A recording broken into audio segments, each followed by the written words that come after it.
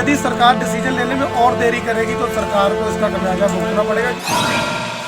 हम आपके चैनल के माध्यम से मैं अपील करता हूँ कि हमारे किसान आंदोलन को बदनाम ना करें। सीधे साधे लोग हैं, इनकी भावनाओं को ठेस ना पहुंचे। इन्हें पैसा वापस देने के लिए इनके पास कोई और मार्ग बचा नहीं, तो किसानों की बलि चढ़ाने का प्लान कर दिया। वो पाकिस्तान जो खुद भूखों मर रहा है, क्या हमें खाना खिलाएगा? हमारे खेतों में जितने लोग फावड़ा चला रहे थे तो पाकिस्तान में सब जनसंख्या नहीं है, और चाइना वाले हमें क्या खाना खिलाएंगे? ज़्यादा जनसंख्या पैदा कर दी, खुद ही परेशान है। खबर लेते हैं गाजीपुर से। गाजीपुर बॉर्डर में किसानों के आंदोलन में अब देश के संत यानी भगवा रंग भी शामिल होने लगा है। इन संतों ने देश के बाकी संतों को भी इस आंदोलन में आने का बुलावा दिया है। संतों से हुई बातचीत में उन्होंने बताया है कि किसानों को बदनाम करने के लिए कभी खालिस्तानी और कभी आतंकवाद जैसे शब्द इस्तेमाल किए जा रहे हैं, और वहां जो लंगर लगाए गए हैं वो सहायता को लेकर भी कुछ लोग जो है वो गलत अफवाहें फैला रहे हैं। इन संतों ने कहा है कि हमारी मदद कौन करेगा? पाकिस्तान की जितनी आबादी है उससे हमारे खेत में फड़बड़े चलते हैं। पाकिस्तान हमें क्या खिलाएगा? अपनी जनता को तो वो खिला नहीं सकता, हमें क्या खिलाएगा? इस संबंध में क्या बातचीत हुई है, आइए सुनते हैं। देख रहे हैं आप A1 न्यूज़ पंजाबी, और आज हमारे साथ हैं जो यहाँ के वॉलेंटियर हैं। वो वॉलेंटियर जो भी नज़र रख रहे हैं उस गतिविधि के ऊपर, कितने लोग इतने भारत लोग शामिल हैं, और रास्ता खुलवाने के लिए देख सकते हैं रास्ता जो खुलवाया जाता है उसके लिए वॉलेंटियर भाई जितने भी हैं किसानों की तरफ से लगाए हुए हैं, और वॉकी टॉकी के साथ कि हर तरह की किसी भी तरह से कोई भी परेशानी नहीं आनी चाहिए किसी भी किसान भाई को, किसी जनता को।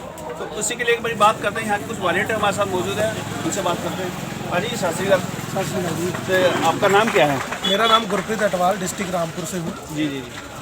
और हम यहाँ लगे हुए हैं अपने सेवा में। आज लमसम 30-32 दिन हो गए, शुरू स्टार्टिंग से ही मैं यहाँ पर हूँ जी। और वह काफ़ी व्यवस्था बनाई रखी। अब जैसे जैसे भीड़ ज़्यादा हो गई तो हमें थोड़ी अपनी सिक्योरिटी मजबूत करने को कहा गया, और हमें भी शंका थी कि कोई शरारती तत्व गड़बड़ी कर रहे थे, और हमने पकड़ा और फालतू में नारे लगा देने अर्जी फर्जी। और डीएम साहब से भी आज थोड़ी देर पहले मीटिंग हुई है।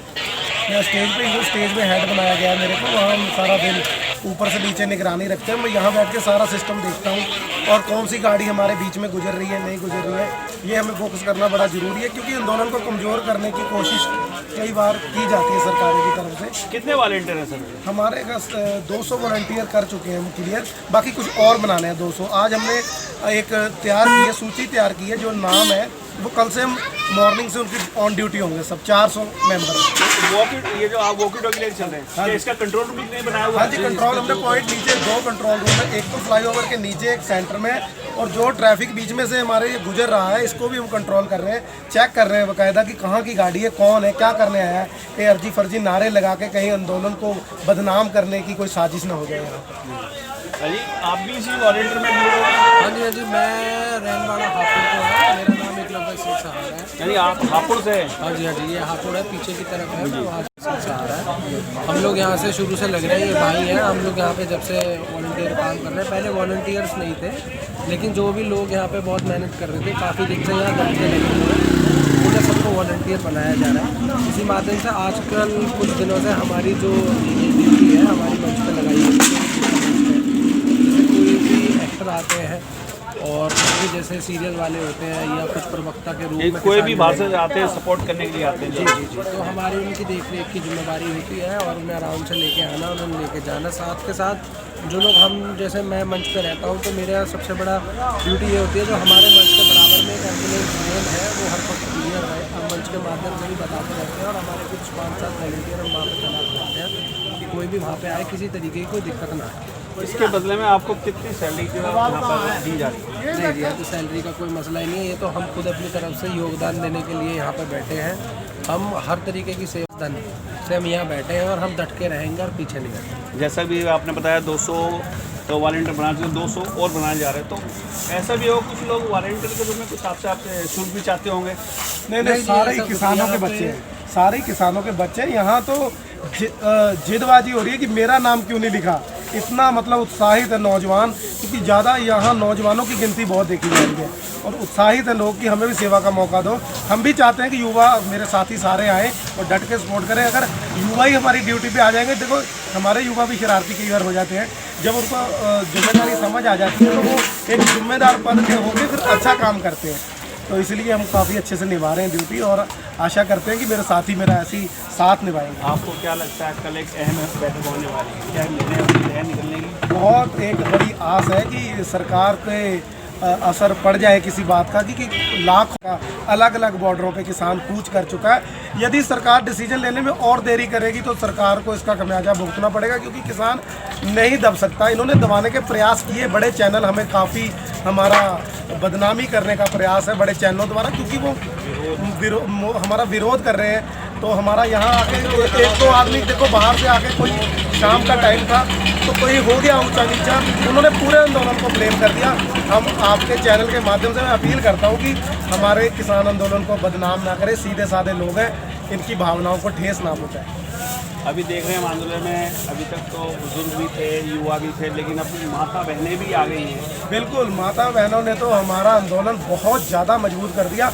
हम भी अपनी बहनों को लेके आएंगे, अपनी मम्मियों को हमने फ़ोन किया, हैप्पी न्यू ईयर इनविटेशन हमने दे दिया है उनको कि अब इसी बॉर्डर पर हैप्पी न्यू ईयर का सेलिब्रेट हम करेंगे और वो भी इस धरने का, इस प्रदर्शन का, इस आंदोलन का हिस्सा बनेंगे। औरों को भी अपील करते हैं, सब अपनी बहनों को, अपनी मम्मियों को, माताओं को ले। जन आंदोलन बन चुका है, अब बहुत बड़ा ऐतिहासिक आंदोलन है।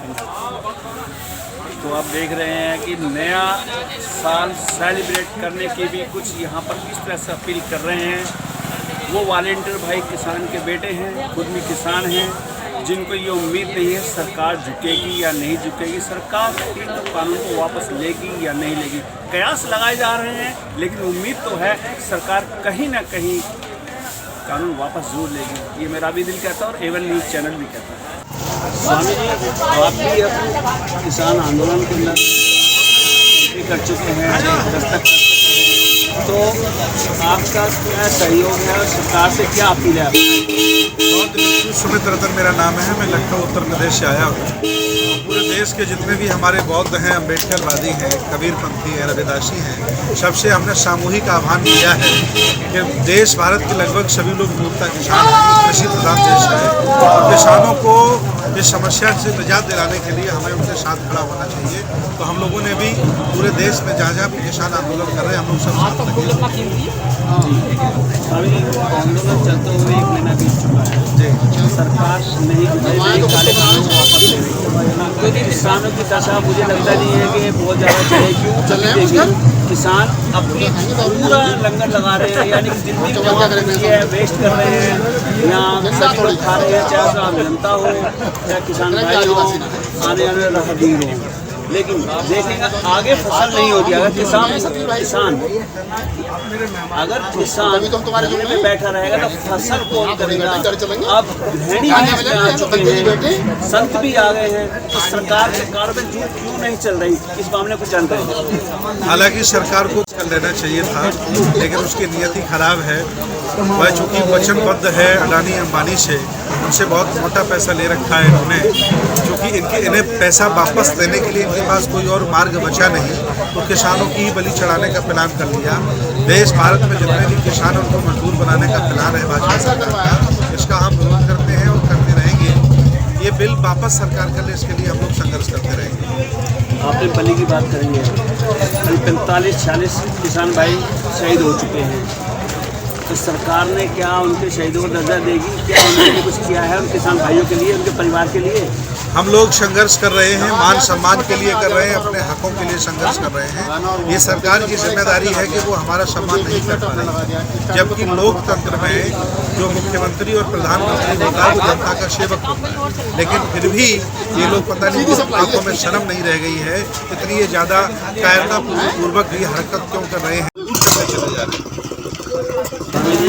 खाली अभी हम देख रहे हैं किसान आंदोलन के रूप में यहाँ पर जो आप धरने पे बैठ चुके हैं किसान भाइयों के साथ, लेकिन क्या आपका और अपील है कि आप कितने काशी से, मथुरा से और भी कितने मठाधीश हैं, क्या उनको भी आह्वान कर रहे हैं? मैंने सभी लोगों से कहा है, अब अलग बात है कि उनको शर्म नहीं आ रही है उनको वो क्यों नहीं आना चाह रहे मेरी समझ में नहीं आ रहा है।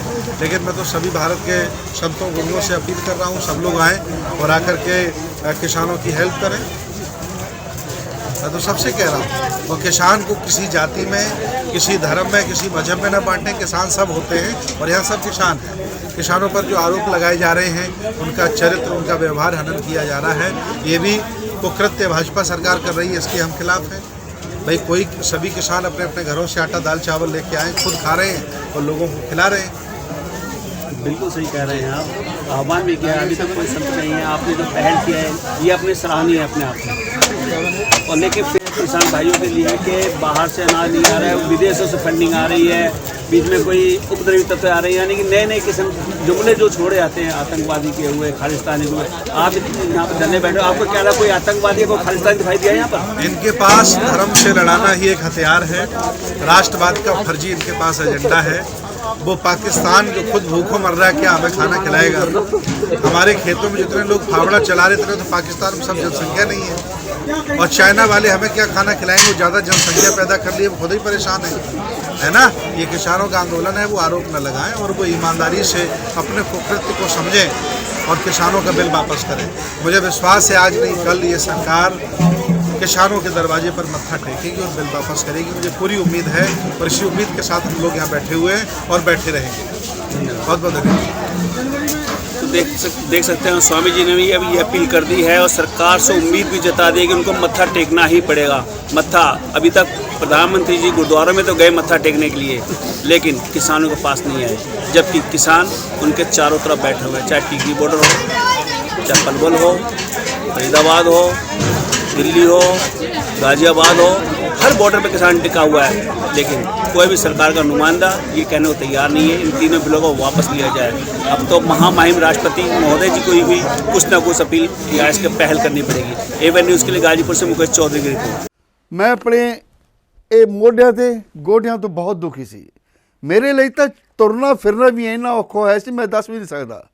ਪਰ ਜਦ ਤੋਂ ਮੈਨੂੰ ਫੀ ਰਿਲੀਫ ਮਿਲਿਆ 2.5-3 ਮਹੀਨੇ ਇਸਤੇਮਾਲ ਕਰਨ ਤੋਂ ਬਾਅਦ ਗੋਡੇ ਵੀ ਓਕੇ, ਮੋਢੇ ਵੀ ਓਕੇ। ਜੇ ਤੁਸੀਂ ਵੀ ਕਿਸੇ ਇਸ ਤਰ੍ਹਾਂ ਦੀ ਬਿਮਾਰੀ ਤੋਂ ਪਰੇਸ਼ਾਨ ਹੋ ਤੇ ਬੇਝਿਜਕ ਹੋ ਕੇ ਇਸ ਨੂੰ ਇਸਤੇਮਾਲ ਕਰੋ।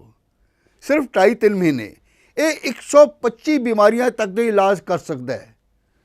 ਫੀ ਰਿਲੀਫ ਹਮੇਸ਼ਾ ਯਾਦ ਰੱਖੋ। ਬਸ ਕੁਛ ਦਿਨਾਂ ਤੋਂ ਮੈਨੂੰ ਬਾਲਾਂ ਦੀ ਬੜੀ ਸਮੱਸਿਆ ਸੀ, ਮੇਰੇ ਬਾਲ ਝੜਨੇ ਸ਼ੁਰੂ ਹੋ ਗਏ ਸੀ।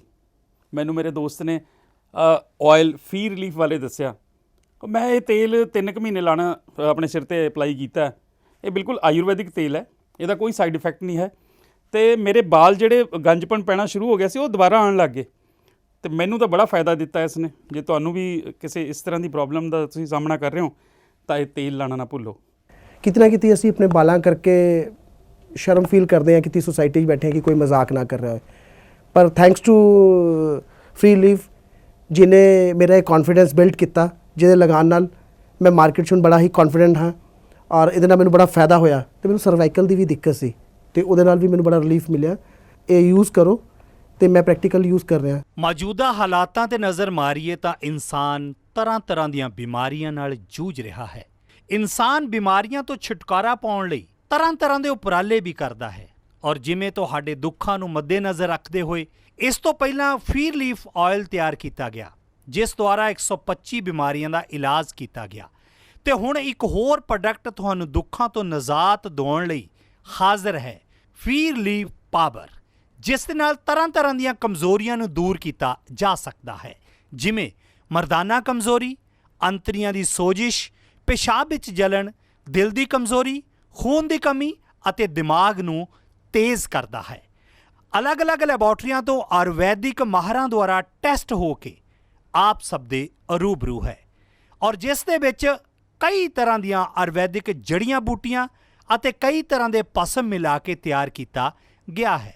ਉਹ ਨੌਜਵਾਨਾਂ ਲਈ ਬੜਾ ਵਰਦਾਨ ਸਿੱਧ ਹੋ ਰਿਹਾ ਹੈ ਜੋ ਨੌਜਵਾਨ ਮਰਦਾਨਾ ਕਮਜ਼ੋਰੀ ਨਾਲ ਜੂਝ ਰਹੇ ਨੇ। ਉਹ ਹੁਣ ਫੀ ਰਿਲੀਫ ਪਾਵਰ ਦਾ ਇਸਤੇਮਾਲ ਕਰਨ ਤੋਂ ਬਾਅਦ ਦੁਬਾਰਾ ਖੋਈ ਹੋਈ ਮਰਦਾਨਾ ਤਾਕਤ ਨੂੰ ਹਾਸਲ ਕਰ ਸਕਦੇ ਨੇ।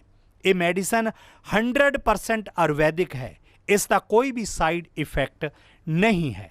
ਤੁਸੀਂ ਵਧੇਰੇ ਜਾਣਕਾਰੀ ਲਈ ਸੰਪਰਕ ਕਰ ਸਕਦੇ ਹੋ 94 784 840787।